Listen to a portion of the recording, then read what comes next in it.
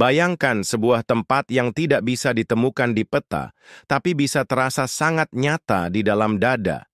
Sebuah desa yang lahir bukan dari tanah, melainkan dari ingatan, dari trauma dan harapan, dari dosa dan mimpi. Itulah Macondo, sebuah dunia kecil yang diciptakan bukan untuk menjadi nyata, tapi untuk mencerminkan kebenaran yang terlalu menyakitkan untuk disebut nyata.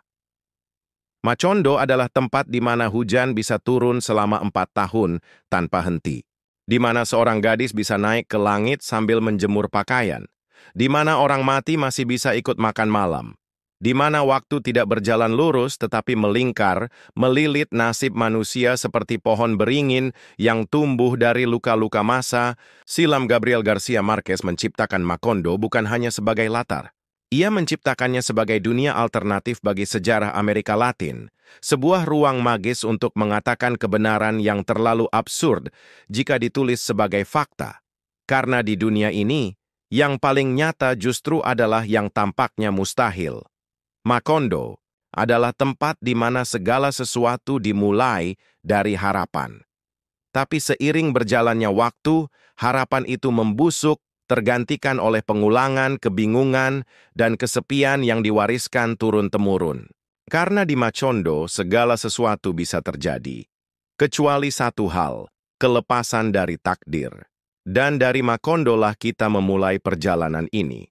Bukan hanya menyusuri sejarah sebuah keluarga, tapi menyelami pertanyaan yang lebih besar. Apakah manusia benar-benar bisa bebas dari masa lalunya? Ataukah kita semua hanya bagian dari lingkaran sunyi yang terus berputar? Inilah kisah tentang kehidupan yang berjalan seperti mimpi buruk yang indah. Tentang cinta yang tak selesai, perang yang tak menang, dan sejarah yang tidak pernah belajar. Ini bukan sekadar novel, ini adalah cermin. Dan saat kita menatap Macondo, mungkin yang kita lihat adalah diri kita sendiri. Di pusat cerita yang luas dan berliku ini berdirilah satu nama yang akan terus kita dengar, terus kita ulang, terus kita tangisi. Buendia. Keluarga Buendia adalah poros dari 100 tahun kesunyian. Mereka bukan sekadar karakter melainkan archetype, representasi dari manusia yang terjebak dalam siklus yang tak pernah selesai. Dari Jose Arcadio Buendia, sang pendiri Macondo, hingga keturunannya yang bernama Jose Arcadio atau Aureliano, semuanya tampak seperti salinan dari salinan. Mereka lahir dengan nama yang sama, gairah yang sama, dan luka yang diwariskan seperti warisan keluarga. Takdir keluarga ini bukanlah takdir heroik, melainkan takdir repetitif. Cinta mereka bukanlah cinta yang memerdekakan, melainkan cinta yang membelenggu. Mereka mencintai secara berlebihan, secara melankolis, dan kadang secara terlarang. Cinta menjadi kutukan yang manis, obsesi yang diwariskan. Dan perlahan-lahan, setiap generasi menemukan dirinya mengulangi kesalahan yang sama, dalam suasana yang berbeda tapi dalam bentuk yang sama. Jose Arcadio Buendia, sang bapak pendiri, ingin memahami dunia dengan akal dan alkimia. Ia ingin mengubah besi menjadi emas. Tapi yang ia dapatkan hanyalah kegilaan dan pengasingan. Putranya, Kolonel Aureliano Buendia, mencoba melawan ketidakadilan dengan perang. Tapi ia malah terjebak dalam revolusi yang kehilangan makna.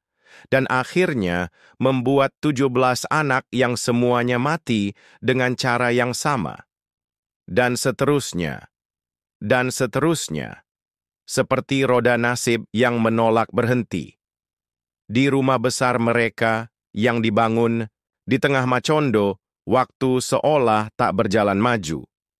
Anak dilahirkan di kamar yang sama, mencintai di halaman yang sama, dan mati di ranjang yang sama. Tidak ada yang benar-benar berubah, karena yang berubah hanya wajah dan nama, bukan pola. Inilah kutukan sejati, bukan kemiskinan, bukan penderitaan, tapi pengulangan. Pengulangan yang halus, yang tak kita sadari, yang membuat kita merasa bergerak, padahal hanya berputar. Marquez tidak sedang menulis kisah keluarga. Ia sedang menulis mitologi tentang manusia yang kehilangan kesadaran atas sejarah pribadinya. yang lupa bagaimana cara belajar dari masa lalu. Dan akhirnya, seperti keluarga Buendia, ditelan oleh kesunyian, karena satu-satunya yang diwariskan hanyalah kebingungan dan nama-nama yang sama. Dan mungkin yang paling menyakitkan dari semua ini adalah kita pun, tanpa sadar, mewarisi pola itu. Kita pikir kita hidup di zaman yang berbeda, tapi kita jatuh cinta seperti mereka. Kita marah seperti mereka, kita gagal seperti mereka, dan kita mencari makna di tempat yang sama, dengan cara yang sama, tanpa pernah benar-benar tahu apa yang sedang kita cari. Di antara cinta yang gagal, perang yang sia-sia, dan nama-nama yang berulang, ada satu benang merah yang menjahit seluruh sejarah keluarga Buendia. Bukan keberanian, bukan penemuan, melainkan kesepian. Kesepian bukan hanya latar emosional dalam 100 tahun kesunyian. Yarasi adalah karakter utama yang tak pernah pergi.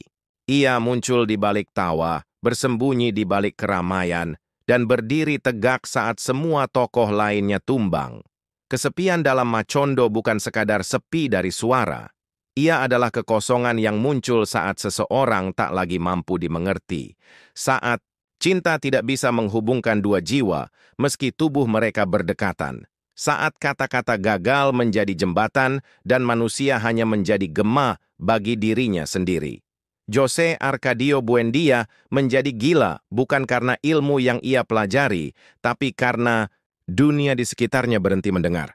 Kolonel Aureliano Buendia, yang pernah memimpin 32 perang, menghabiskan sisa hidupnya membuat ikan-ikan emas, bukan karena ia menyerah, tapi karena ia sadar.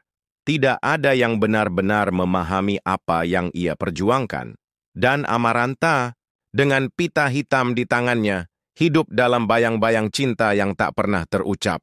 Ia menolak cinta demi menjaga luka, dan dari luka itulah kesepiannya tumbuh seperti bunga mati yang tak kunjung gugur. Kesepian menjadi pusaka, diturunkan tanpa upacara, tanpa warisan resmi. Anak-anak mewarisinya tanpa tahu dari mana ia berasal dan tak sadar bahwa mereka pun sedang menularkannya. Gabriel Garcia Marquez tidak sedang menulis tentang satu keluarga di satu desa. Ia menulis tentang kita, tentang bagaimana kita hidup di tengah dunia yang semakin sibuk, semakin terhubung, namun justru semakin terasing.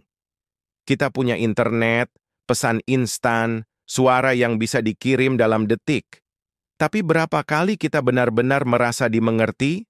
Berapa kali kita bisa bicara tanpa merasa perlu menyensor jiwa?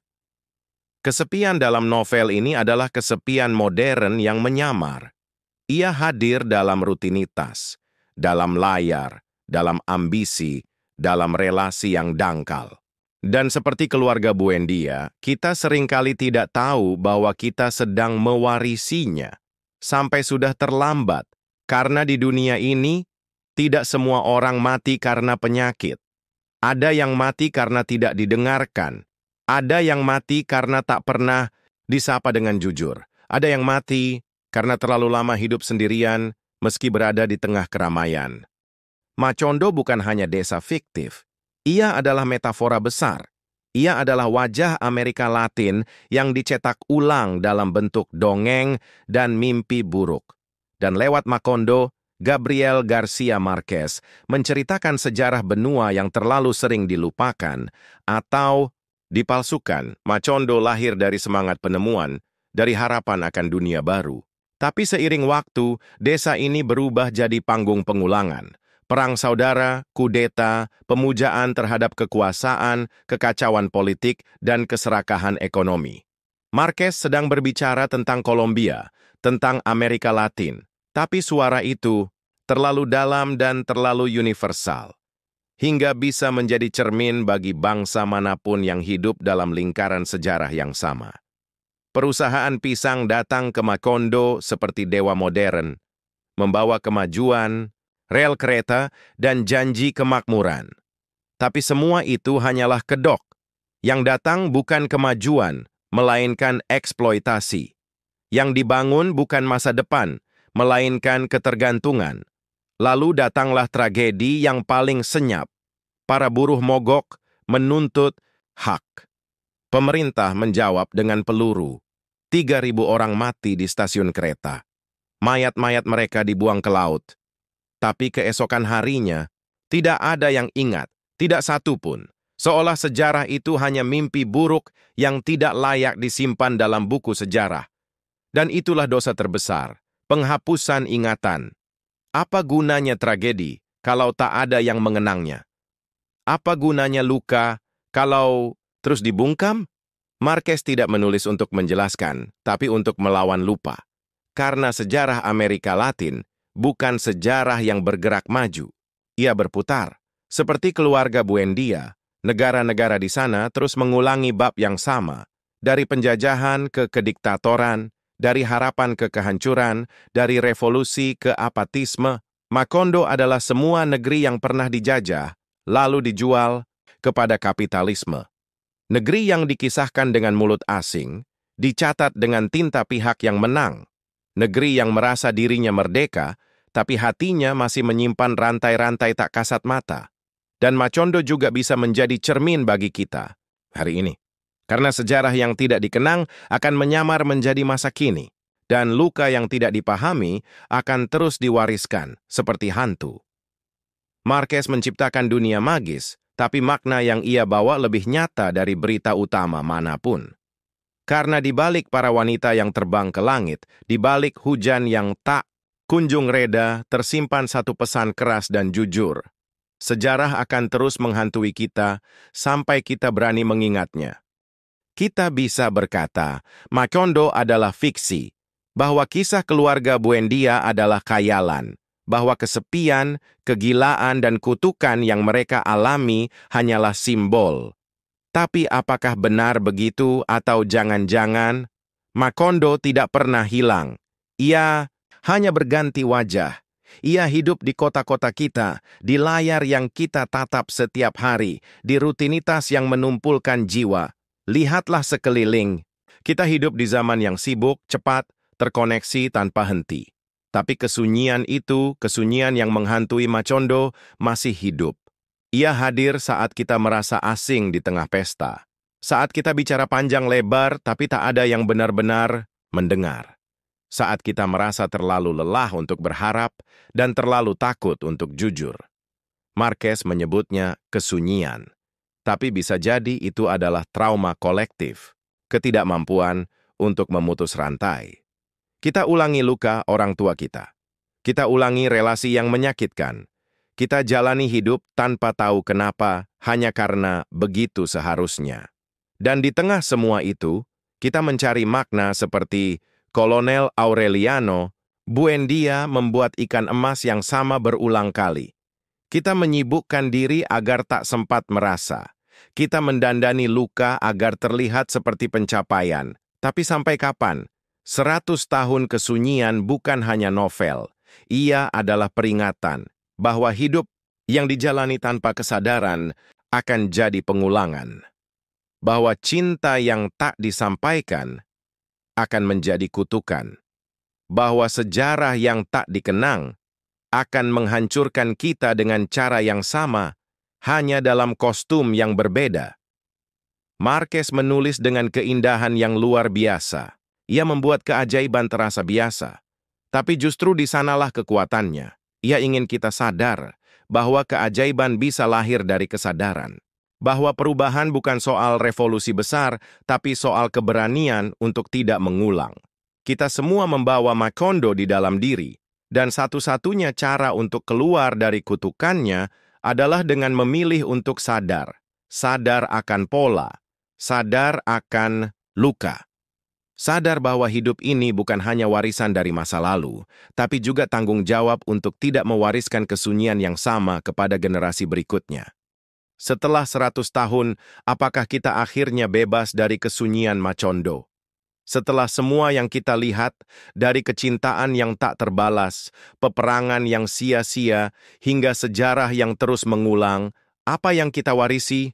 Apakah kita hanya akan menjadi bagian dari lingkaran yang tak berujung? Atau adakah jalan keluar dari kutukan yang diwariskan ini? Mungkin jawabannya ada di dalam diri kita.